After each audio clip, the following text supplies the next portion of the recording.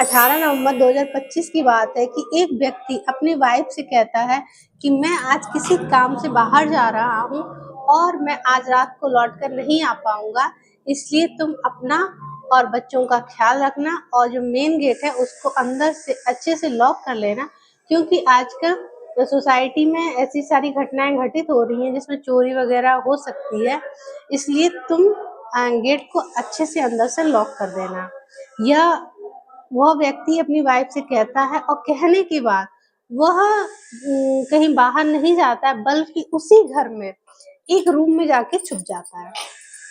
अब वो क्यों छुपता है उसका भी एक रीजन है, क्योंकि वो कई दिनों से या फिर कई महीनों से लगातार जो उसी सोसाइटी में जो लोग रहते हैं आसपास के, वो उसको बताते हैं कि तुम्हारी वाइफ का किसी के साथ एक्स्ट्रा मैरिटल अफेयर है। बट जो वो व्यक्ति होता है वो किसी की बातों पे यकीन नहीं करना चाहता है। वह यह देखना और सुनना अपनी आँखों से चाहता है कि मेरी वाइफ़ का किसी के साथ अफ़ेयर है या नहीं। बस इसी बात को जानने और सुनने के लिए वो अपनी वाइफ़ से ये बहाना बनाता है कि मैं बाहर जा रहा हूँ, और बाहर ना जाकर वो घर में ही एक रूम में जाकर छुप जाता है। जैसे ही रात के 11 बजते हैं, वो महिला मेन डोर खोलती है, मुख्य द्वार खोलती है और एक व्यक्ति अंदर प्रवेश करता है। प्रवेश करने के बाद वह महिला उसको सेकंड फ्लोर पे एक रूम होता है वहाँ लेकर जाती है। लेकर जाने के बाद रूम अंदर से लॉक हो जाता है।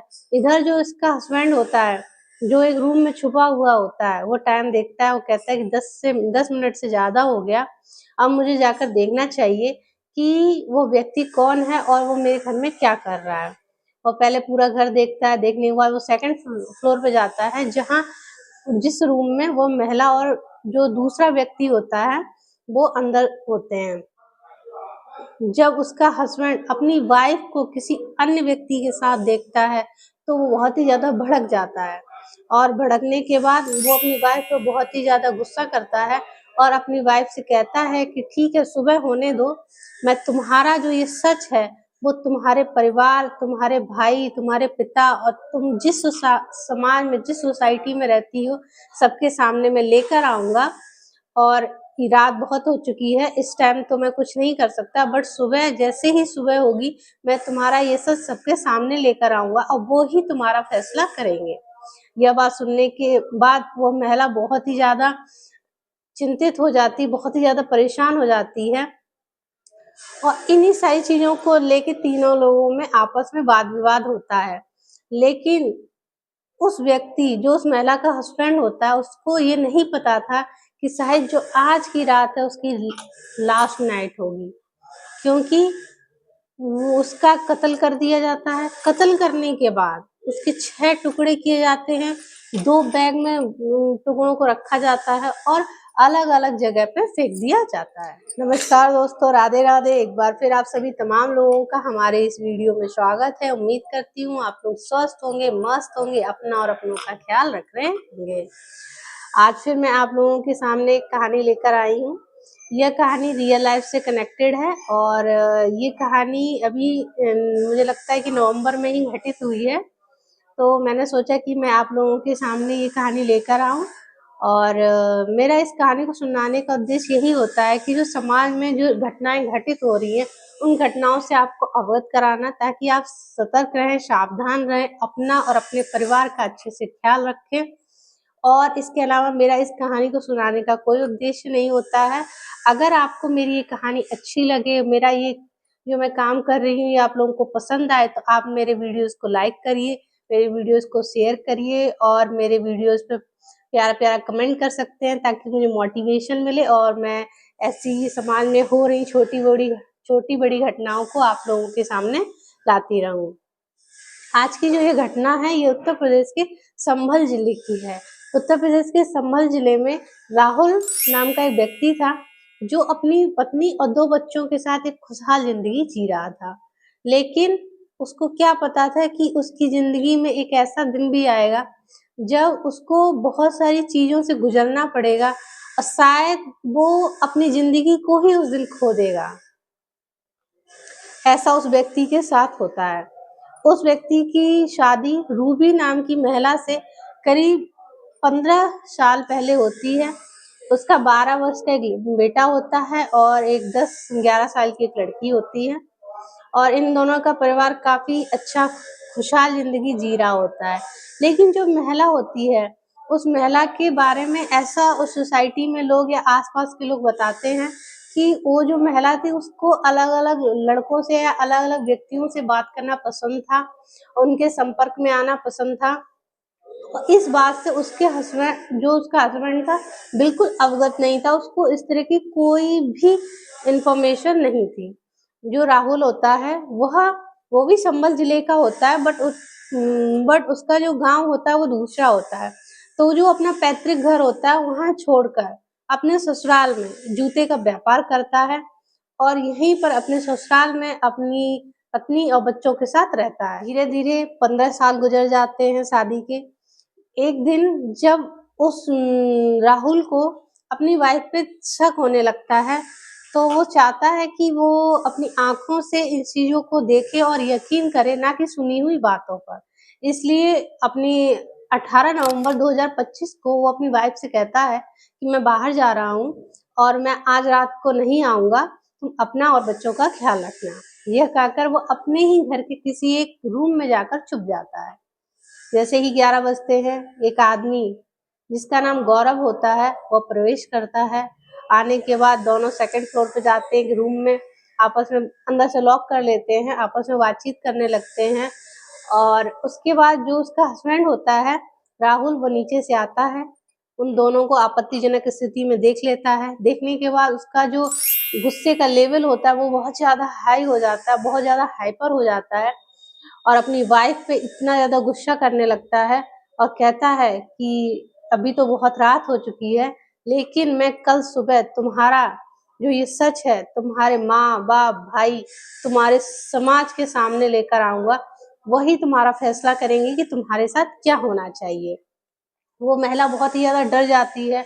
डरने के बाद जो दूसरा व्यक्ति गौरव होता है, वो भी बहुत ज़्यादा डर जाता है क्योंकि आप जिस सोसाइटी में रहते हैं, आप भले ही कोई गलत काम करिए, बट आपको सोसाइटी का एक डर होता है कि क्योंकि आपको वहीं रहना है, डेली उन्हीं लोगों को फेस करना है। तो वो जो व्यक्ति सोसाइटी में रहते हैं, उनको भले भले वो गलत काम कर रहे हों, बट उनको आस-पास के लोगों से ज़्यादा डर होता है, क्योंकि आप डेली का आना-जाना सारी चीज़ें रहेंगी, तो आप सर्वाइव करना बहुत मुश्किल हो जाएगा। तो यही जो डर होता है वो रूबी और गौरव के मन में होता है, वो दोनों गिड़गिड़ाने लगते हैं, लेकिन उसका जो पति राहुल होता है, वो बिल्कुल भी सुनने को तैयार नहीं होता है। क्योंकि उसको 15 साल के बाद इतना बड़ा सच पता चलता है कि उसके साथ लगातार और पता नहीं कब से हो रहा होगा, धोखा उसको नहीं पता था। इस बात को वो बहुत ही ज़्यादा गुस्से में रहता है उस दिन और उसकी जो वाइफ़ होती है वो गिड़गिड़ाती है, माफ़ी माँगती है, कहती है मैं आगे से ऐसा कुछ नहीं करूँगी, लेकिन उसका पति सुनने को तैयार नहीं होता है। तभी जो उसकी वाइफ़ होती है वो कहीं से एक हथौड़ा ले आती है और उसके सर पर वार कर देती है। वार करने के बाद जो उसका कथित बॉयफ्रेंड होता है गौरव, वो भी एक लोहे की रॉड से उसके सर पे वार करता है। वार करने के बाद लगातार दोनों उसके सर पे वार करते हैं जब तक उसकी हत्या नहीं हो जाती है, जब तक कि उसकी सांसें थम नहीं जाती हैं। उसके बाद अब ये दोनों सोचते हैं कि अब हमें क्या करना चाहिए? हत्या तो हमसे हो गई, अब इसको हम कैसे अब इस डेड बॉडी को हम कैसे हटाएँ? इन चीज़ों को वो लेकर प्लान बनाते हैं। वो सोचते हैं कि ठीक है, अब रात को तो हम लोग कुछ नहीं कर सकते, बट जैसे ही सुबह होती है इसके बारे में कुछ सोचा जाएगा। सुबह होती है, वो दोनों मार्केट जाते हैं, वहाँ से 2 बैग खरीदते हैं, एक बैग 450 का लेते हैं, एक लेते हैं 700 का। दोनों बैग लेते हैं, दोनों का यूपीआई से पेमेंट करते हैं, पेमेंट करने के बाद एक ग्लेंडर मशीन लेते हैं और एक पॉलीथिन लेते हैं। ये सारा सामान वो घर लेकर आते हैं। लेके आने के बाद उस ग्राइंडर मशीन से सबसे पहले उस उस व्यक्ति के सर को धड़ से अलग कर देते हैं। अलग करने के बाद उसके बाजुओं को अलग करते हैं, फिर उसके पैरों को अलग करते हैं और शरीर के 6 टुकड़े कर कर उन दोनों बैग में इकट्ठा कर कर रख देते हैं। इकट्ठा करके पॉलीथिन में बांधकर और उस बैग में डाल देते हैं। अब बारी आई, अब अगला स्टेप होता है कि अब डेड बॉडी को तो हमने बैग में डाल दिया, अब इसको हम फेंके कहाँ, कहाँ इसको ठिकाने लगाएं। तो वो दोनों सोचते हैं कि आसपास लगाएंगे तो हम लोग पकड़े जाएंगे। वो अपने घर से थोड़ी दूर पर जाकर पहले एक बैग एक नाले के पास फेंकते हैं, फिर दूसरा बैग गंगा नदी में फेंक देते हैं और फेंकने के बाद वो चले आते हैं। उनको लगता है कि शायद वो नहीं पकड़े जाएं, क्योंकि क्राइम करने वाला हर व्यक्ति अगर क्राइम करके कोई प्लान बनाता है तो सोचता है कि शायद वो ना पकड़ा जाए, लेकिन ऐसा नहीं है। अगर आप कोई भी क्राइम करेंगे तो आप आज नहीं तो कल पकड़े ही जाएंगे, क्योंकि गलत काम का हमेशा गलत ही परिणाम होता है। वैसे ही ये दोनों दोनों बैग को फेंक देते हैं, तो जिस बैग में उस व्यक्ति की बाजू होता है वो नाले के पास फेंका होता है लोगों ने। सुबह होती है तो जो आसपास के कुत्ते होते हैं बहुत सारे इकट्ठा हो जाते हैं और उस बैग को चीड़-फाड़ करने लगते हैं और चीड़-फाड़ करने के बाद उसमें से मतलब पॉलिथीन फाड़ देते हैं और जो बॉडी होती है उसको बाहर निकाल लेते हैं। कुछ व्यक्ति जो मॉर्निंग वॉक पे गए थे, उनकी नज़र उस थैले पर और उस बॉडी पर पड़ जाती है। वो तुरंत पुलिस को फ़ोन करते हैं, पुलिस आती है मौके पर और उस बॉडी को हिरासत में लेती है और ले जाने के बाद आस-पास के लोगों में पूछताछ की जाती है। अब उसका शक तो था नहीं कि उस बॉडी के बारे में कुछ पता चले, तो पुलिस कहती है कि अब हम कैसे पता करें कि किसकी ये डेड बॉडी है और किस घर का ये व्यक्ति है। लेकिन जो एक छोटा-सा क्लू था, इसी क्लू ने उस व्यक्ति के कातिल तक पहुँचा दिया। जो वो व्यक्ति होता है, उसके हाथ पर एक टैटू बना होता है काफ़ी अच्छे स्टाइल में, तो टैटू पे उसका राहुल नाम लिखा होता है। तो इससे ये बात तो पता चल जाती है कि ये राहुल नाम का व्यक्ति है, बट उसके घर के बारे में और कोई इन्फॉर्मेशन नहीं मिलती है। तभी कुछ टाइम पहले एक महिला 24 नवंबर को रिपोर्ट लिखाती है कि उसका हस्बैंड मेरी ननद के यहाँ ससुराल में गया था और तब से वो लौटकर वापस नहीं आया है।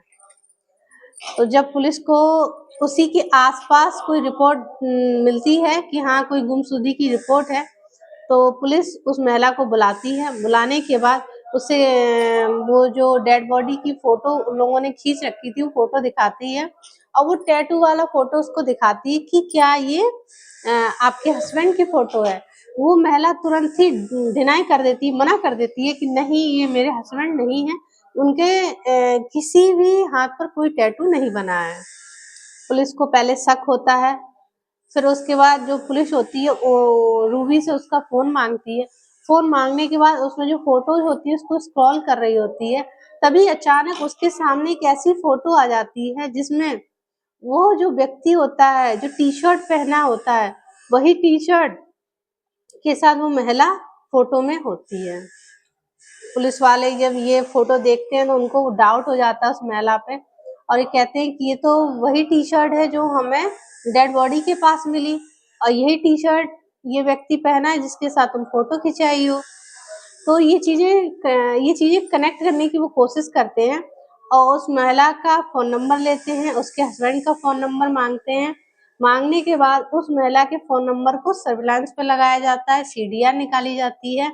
जब सीडीआर निकल के सामने आती है, तो उसमें पता चलता है कि एक गौरव नाम का व्यक्ति है जिसका लगातार कई दिनों से लगातार ये दोनों कॉन्टैक्ट में हैं और कई महीनों से ये लोग बातचीत कर रहे हैं लगातार और वो उसी व्यक्ति से नहीं कम से कम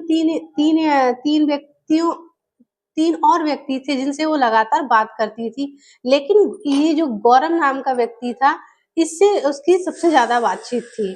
उस व्यक्ति को भी उठाया जाता है, उसका भी सीडीआर निकाला जाता है, लोकेशन निकाली जाती है, तो पता चलता है कि जिस दिन मर्डर के अगले दिन इन दोनों की लोकेशन सेम जगह पे थी।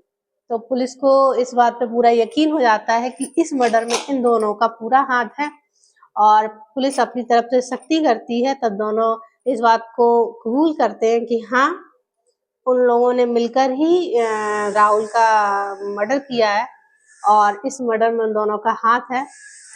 पुलिस अपनी तरफ से पूरी छानबीन करके संतुष्ट करती है और कि जो राहुल का कत्ल हुआ है वो उसकी पत्नी और उसका कथित बॉयफ्रेंड गौरव दोनों ने मिलकर ही किया है। आजकल की मेरा इस कहानी को सुनाने का उद्देश्य किसी को परेशान करना नहीं है, किसी के दिल को दुखाना नहीं है, बल्कि आपको सावधान व सचेत करना है, जिससे कि आप अपना और अपनों का ख्याल रख सकें। अब इस पूरी घटनाक्रम में सबसे ज़्यादा नुकसान किसका हुआ? उनके बच्चों का। उनके बच्चों से एक पिता का साया चला गया, माँ भी अब जेल में चली जाएगी, अब सारा जीवन उसका जेल में निकल जाएगा। तो सबसे ज़्यादा इसमें जो लॉस हुआ उन बच्चों का हुआ कि उनके सर से माँ-पिता दोनों का साया उठ गया। तो मैं जब इस तरह की घटनाएँ देखती हूँ, तो मुझे लगता है कि मुझे आप लोगों के सामने लेकर आना चाहिए, ताकि आप ऐसी घटनाओं को देखें, समझें और सावधान रहें, सतर्क रहें, अपना और अपनों का ख़्याल रखें। और इन्हीं शब्दों के साथ मैं आज आप लोगों से विदा लेती हूँ। उम्मीद करती हूँ कि आप लोगों को मेरी ये वीडियो अच्छी लगी होगी। अगर अच्छी लगे तो आप मेरे वीडियोज़ को लाइक, शेयर एंड कमेंट ज़रूर करिए और फिर हम मिलते हैं नेक्स्ट वीडियो में। धन्यवाद एंड राधे-राधे।